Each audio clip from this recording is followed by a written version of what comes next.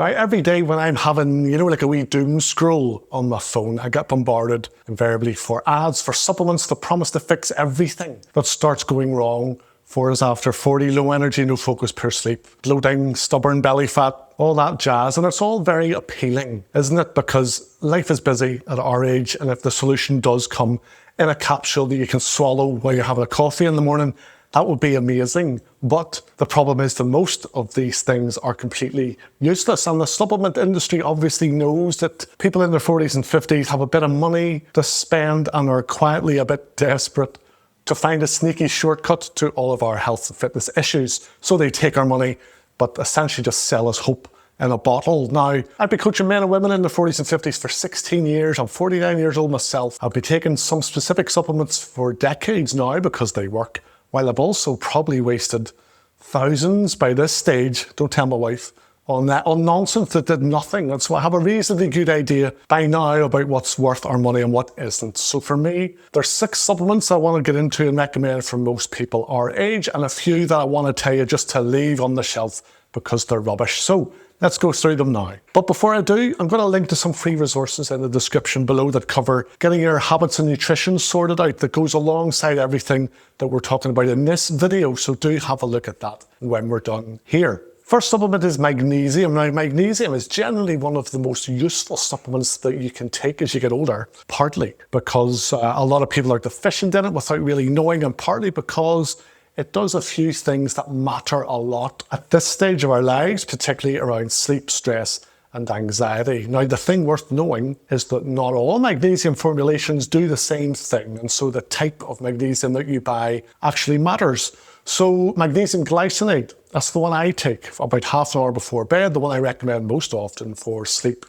and anxiety. It's well absorbed and it's quite gentle on your stomach. But then we have magnesium threonate, which is the one you might hear talked about most around brain health and cognitive function and focusing at work.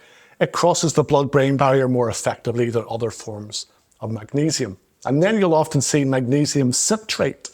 If you just type magnesium into Amazon, that's normally what comes up. It's the cheapest option out there, and it is fine for general use, but it does have a bit of a laxative effect, as we say, at higher doses, so just be aware of that. But if you are sleeping badly, if you're feeling anxious and you're getting muscle cramps, or just generally feeling a bit strung out these days, magnesium glycinate in the evening is a great place to start. It is cheap, it's safe, and there's lots and lots of good evidence behind it actually working. So let's move on to creatine monohydrate. Dad story time. I first bought creatine in 1999 from a shop in Kreuzberg in West Berlin, where I was studying there after I read about it in German Men's Health magazine, which took me a long time to translate, obviously.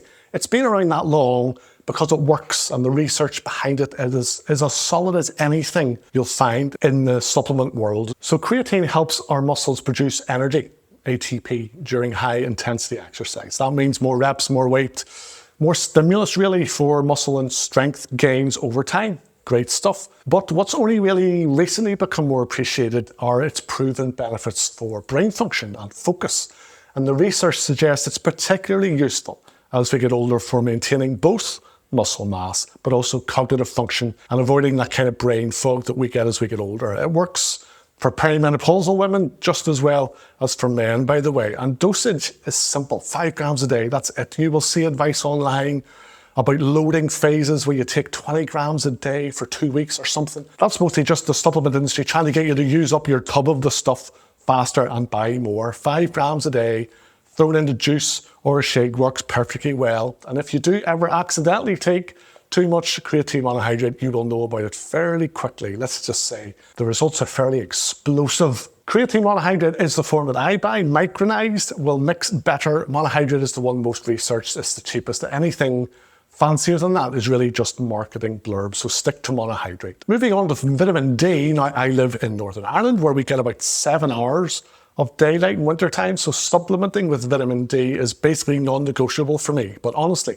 if you spend most of your days indoors, regardless of where you live in the world, there's a good chance you're deficient in vitamin D and you might not even know about it. So vitamin D affects bone health, immune function, mood, testosterone levels in men too, and a fairly long list of other things that you'd rather not have going wrong with you as you get older. Now, most people in Northern Europe are deficient for at least half the year. And it's increasingly common even in sunnier climates now, given how much time most of us spend inside. Now, the thing worth knowing is that vitamin D works better when you take it alongside vitamin K2. So vitamin D3 helps your body absorb calcium, and then K2 directs that calcium to your bones rather than letting it accumulate in your arteries. So they work as a pair rather than independently. Now, most decent vitamin D supplements nowadays already include K2 for that reason. So look for that on the label. Moving on to fish oil. Good quality fish oil is one of the few supplements where I generally notice a difference if I stop taking it after a couple of weeks off it. My joints feel a bit creakier and I have a bit more of general stiffness. And this anti-inflammatory effect on joints and connective tissue is actually backed up by research and is the main reason most people over 40 should be considering taking fish oil. Where the fish oil industry has maybe been a bit less than honest is the heart health stuff. Most fish oil supplements will make some version of supports heart health claim on their label, but the research doesn't really back that up for healthy people. Multiple large-scale trials now over the past 20 years or so have found no meaningful reduction in heart disease risk from fish oil supplementation at all.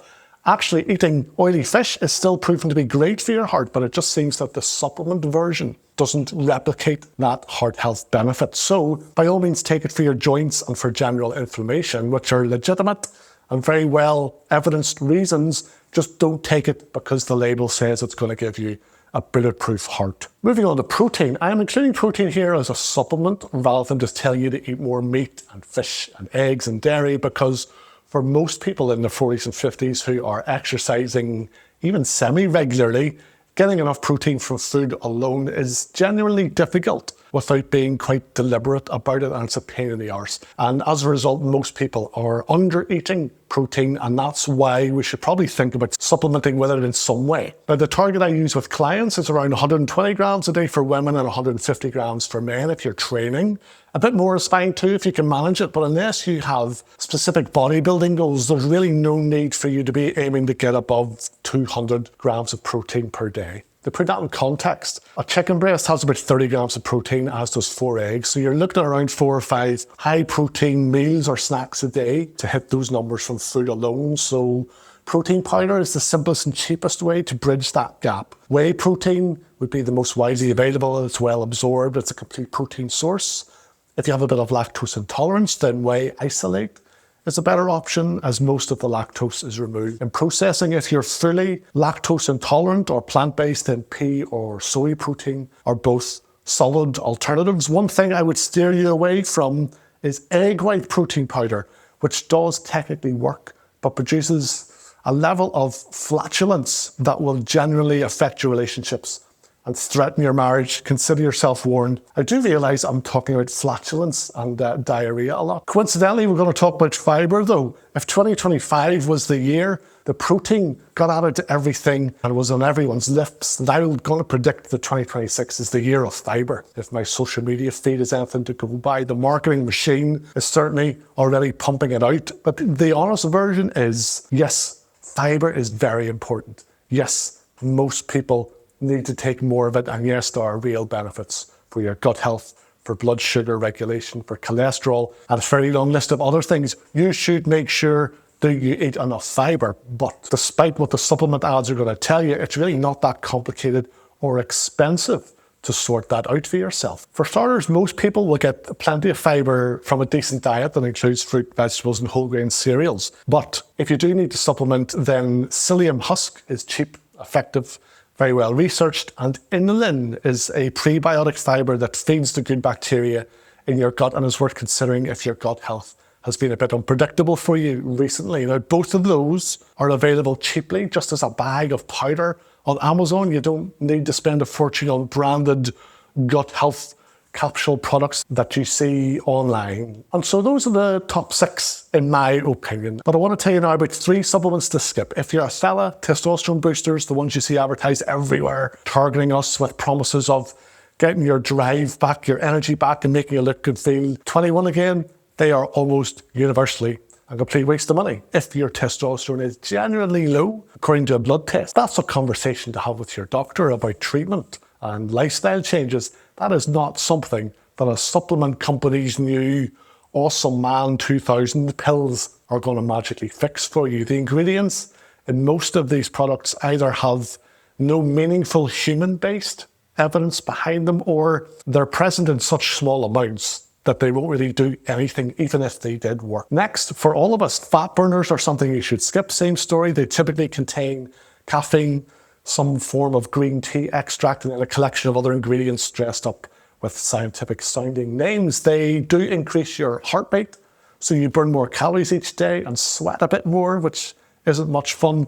Now, the caffeine will give you a slight short-term boost, but you get the same effect from a strong coffee for considerably less money, and none of the other ingredients meaningfully accelerate fat loss beyond what a decent amount of calorie restriction in your diet would do anyway. Then the third and final supplement that I recommend you skip are pre-workout blends. Although I do have slightly more time for them, in the sense that caffeine does generally improve performance and focus in your workouts, most pre-workouts are just expensive caffeine with a lot of unnecessary extras, just like those fat burners. One of them I tried once made my face feel itchy, which wasn't particularly nice when you're trying to concentrate on doing a bench press and you want to scratch your face. So if you want the benefit of a pre-workout, a strong coffee before training does the same job for very little money. So those 6 that I have talked about are very much worth considering: magnesium for sleep and stress, creatine for muscle and focus, vitamin D and K2 for bones and immunity, fish oil for joints and inflammation, protein powder to hit your daily targets, and fibre if your diet needs the support. Really, everything else on the shelf is mostly just the supplement industry making the most of the fact that we're getting a bit older and we would love a sneaky shortcut around all this. There isn't one, but those 6 supplements do come closer than anything else to being genuinely useful for folks like us in our 40s and 50s to take. I hope that's helped. Like the video, subscribe, check out the rest of the channel and all that YouTuber jazz. Grab the free stuff in the description below, and let's chat soon. Take care of yourself.